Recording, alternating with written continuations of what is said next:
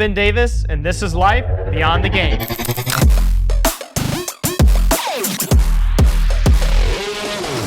Welcome to Beyond the Game, a show held at the Gents Place in Frisco, Texas, at Dallas Cowboys headquarters. We're going to talk about why we started the show, and I've got my friend here, Stefan Johnson, who has owned Beyond the Game trademark for 25 years. It's been a long time. At least. It's been a long time. But we are launching Beyond the Game, the show, the trademark, and many other properties over the coming months and years. But we're going to start here today with why we're doing the show to start. Well, we're doing this show because of, this amazing opportunity of us meeting, me getting a chance to meet your son, which is the motivation and the inspiration for both of us. When you heard the brand, we were working together for a while before. I was working with Pierce on player development stuff, just, mentoring, you guys allowed me to do that. And while we started the show, I shared with you, I have the brand, the trademark, and that the NCAA and AT&T and Coca-Cola and IMG and Clear Channel and everybody else had utilized the brand for the NCAA to kind of do a Beyond the Game experience for fans to come to the games before the game. And it went Beyond the Game tour. It went around the country for all of the NCAA's championship events. And I got the brand back, the license was out, and I'm like, I don't have millions of dollars to spend to continue this brand as they were utilizing it. So I picked up a few more classes of, or how do you call it? Trademark classes? Yes, trademark classes of the brand and how to utilize the brand. And then you were saying, I want to sit down and talk to you about that. I didn't know anything about your untrapped entrepreneur. I didn't know you were. You even know about the Gents Place. I didn't know that you were, I didn't know anything about you. You didn't say anything. It was typical. I'm used to that. I've lived in Dallas for a while, White guy ain't trying to tell some black guy that looked like a former NBA player. He might try to get my money, maybe broke or something. But anyway, by the time I told you who I was and what I had, and you told me who you were and what you did, we both just, it was just, natural we should explore it. And this relationship you have with Jerry Jones and Emmitt Smith, two legends, icons, and the brand. What can we say about the Dallas Cowboys, right? And then the excellence and everything that you've done, you started helping me, mentoring me as I was mentoring your son, and we're here. The fans now have a show that they can be happy about that will tell them the truth. I agree. We are going to do a lot of truth telling on this show. One of the, when I heard you mention Beyond the Game, just those three words, it meant something to me. And I think it means a lot to a lot of people. And that's what I'm hoping to get out of the show is, I have a son that's had 4 open heart surgeries that is dying, literally dying to play college basketball, to play at the next level. He told me in the hospital, his last hospital stint, Dad, I don't care what they say, I'm going to play. And they're debating whether he's going to play or not. But it means a lot to me because there is so much life beyond basketball. You were in the NBA for a year, but in basketball, I don't remember that year. Yeah. People tell me that I was in the NBA for a year. I Googled you. You can look Stefan Johnson up. He's on Wikipedia. He's on Google. It actually happened. If you say I was there, I was there. I don't remember being there. I don't remember any games or anything. But I can tell you this: you sent me a clip, a link about a guy, a show. I think it was Hoovie. Oh, yeah. And man, I was in tears. I was crying through the whole incredible movie because of what he had to try to overcome to continue to play. Hank Gathers was that guy that wanted to continue to play. And things didn't work out for Hank the way, everyone would have liked it. But everybody that knows Hank knows he wouldn't have had it any other way. He loved basketball so much. He died doing what he loved. That's right. Some of us are going to die from living. And some of us are going to just live until we die. Pierce and your family, you guys are going to die from living. I mean, you live life to its fullest. And I like people like that. I've had a lot of, just being a black man in the South, right? You got a lot of fear of what could happen. And you can't live like that, right? You got to go and live your life. What's going to happen is going to happen.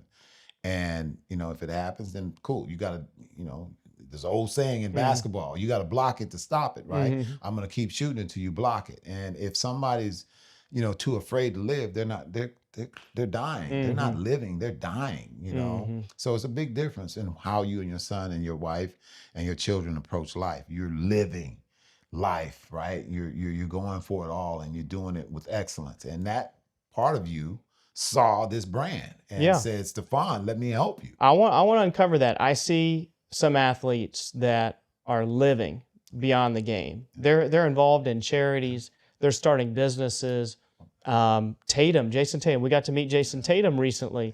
I did a bunch of research on him after we met him, and that guy's doing some incredible things in the community from day one in the NBA. You never hear about it. You don't. But if you start uncovering that stuff, that's where the real gold is what these guys are doing beyond the game. And some people are not doing a whole lot. Well, let's talk about how and what you're doing with this luxury brand of the Gents Place.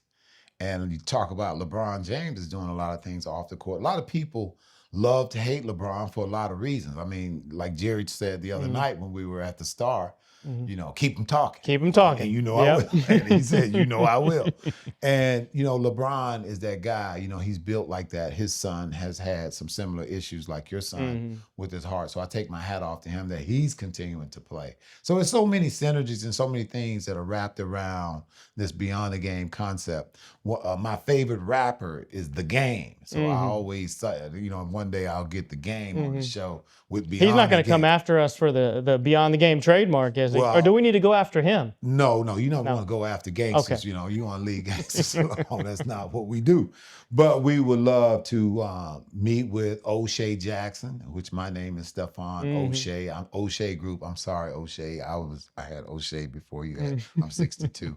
But anyway, there's a lot of things we're going to do and have a lot of space. And you look at the big three, and you and I are big fans of 3-on-3 basketball and what O'Shea is doing in that space. What he and that's another father-son connection right there. You and your son, father-son connection. The guy who invited us up to the Celtics game, Paul Pressey's son, Philip Pressey, Dallas product, father-son that won championships, both won championships in the NBA. Donnie Nelson was just in here the other day. I was chatting with him. Well, you got Don and Donnie. That's Don and Donnie. But Don didn't ever win a championship as a coach. You know, Don Nelson is the winningest coach to never win a championship in the NBA. I didn't realize by the way, I didn't realize he was the winningest coach in all of NBA and all of history until Popovich passed him in like 2022 or 2023. Okay. But that was just recently. Okay.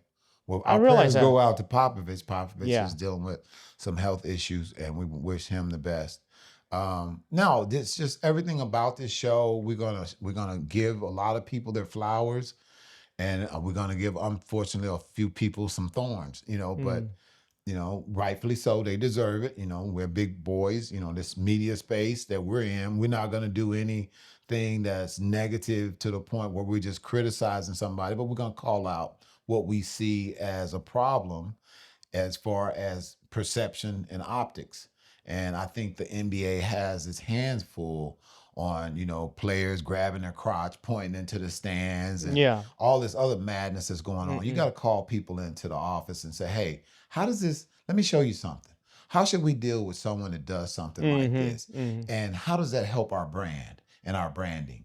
And how does it help your brand individually if you're misbehaving on the court? That's your stage. That's pooping where you lay, right? And you know what? It doesn't just negatively affect the NBA. It affects the entire sport.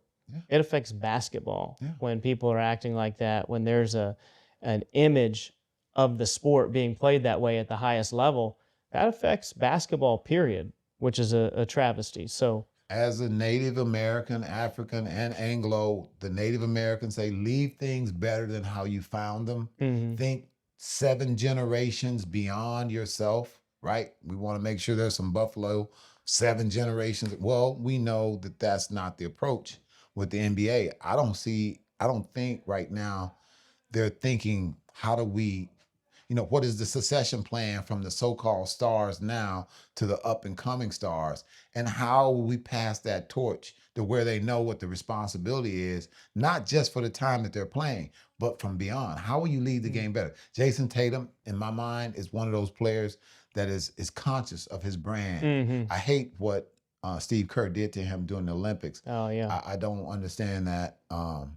I was a big fan of Steve, and I still am, but I don't think I'll ever understand how he did that. With Halliburton, okay, if you don't play Halliburton, I can understand that. But Jason Tatum, I didn't understand that. Yeah.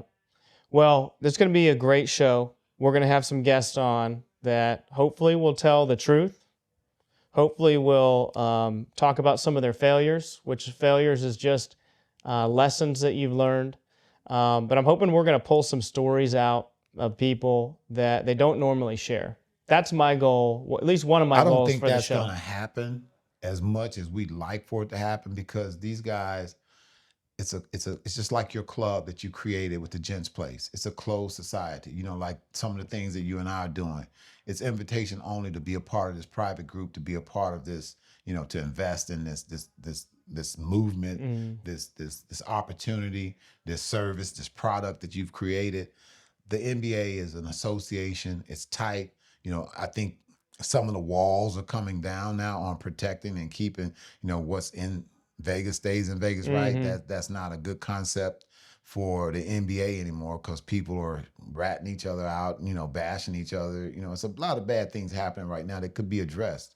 But for us, we don't necessarily need them to tell or share any stories that they don't want to share. But the story we're sharing about Pierce, your son, and you as a father, come share with us how you can help someone make their life better. We don't need the expose garbage stuff. Tell that to somebody, that wants to hear TMZ. that. Whoever, TMZ, we're not, that doesn't better the society to air people's dirty laundry. That's never going to be good. I think for me though, I told you before, I had these Dallas Cowboys players on the practice squad, their first year in the league, barely making the league, making poor decisions, and financially and wanting to invest in things they shouldn't want to invest in.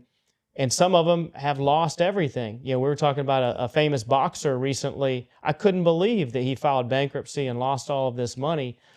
But I want those guys to talk and say, hey man, you may think you're fine making $10 million a year, but let me tell you how I lost it all, right? Let me tell you some of these hurdles that I had to overcome to just find my way back. Yeah. Because there's these athletes, I don't know what NBA draft is coming up here pretty soon. NFL draft just happened. Yeah. You're talking about 10, 20 million in a guy's pocket today that he didn't have yesterday. You know what I like about you? As I said to you one time, I said, I own a lot of other intellectual property. Millionaire millionaire coach, millionaire, big bucks university. Stephon, that has nothing to do with my branding and who I am. You don't really need to know how these guys lose it all.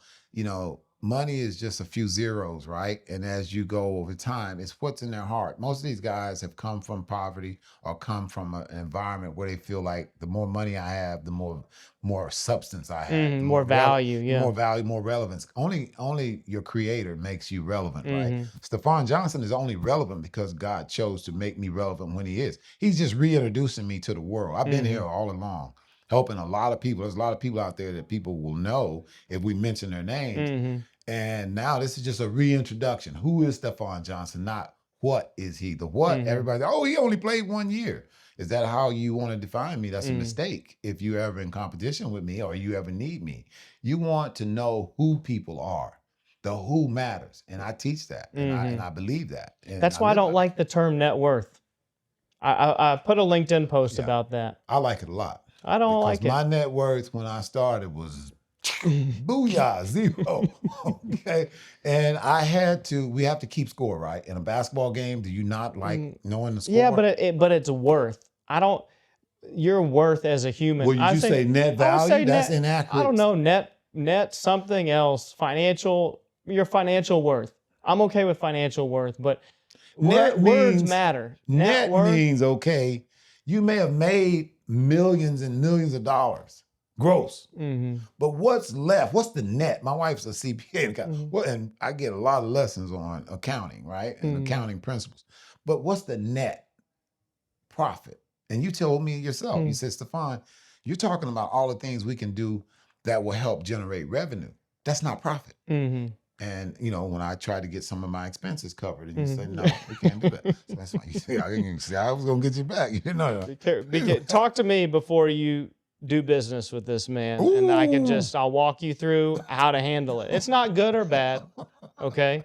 But I'll just walk you through how to navigate doing business with him. A lot of people were afraid for years to do business with me because they're like, watch out, he'll get you. He'll get you. No, I won't.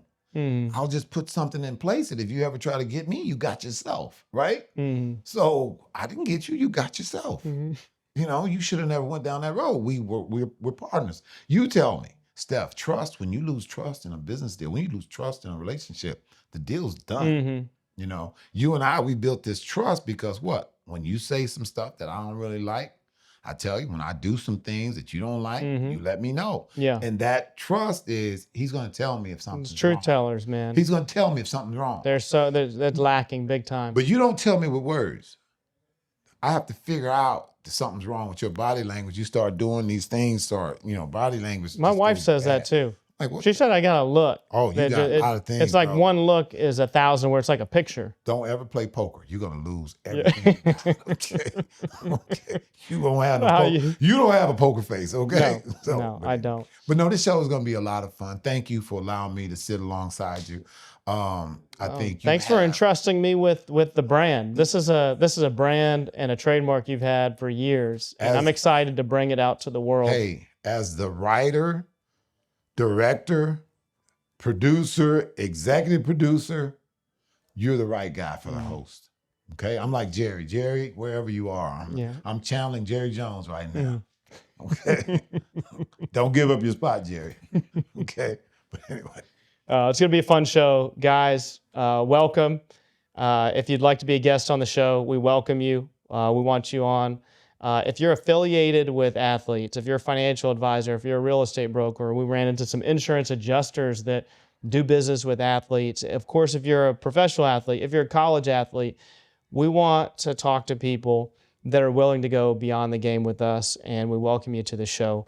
With open arms and open eyes and open ears. And just know we are going to ask you to tell the truth because, as you mentioned, that's what builds trust, and that's what we're all about here. So welcome to Beyond the Game. We'll see you soon.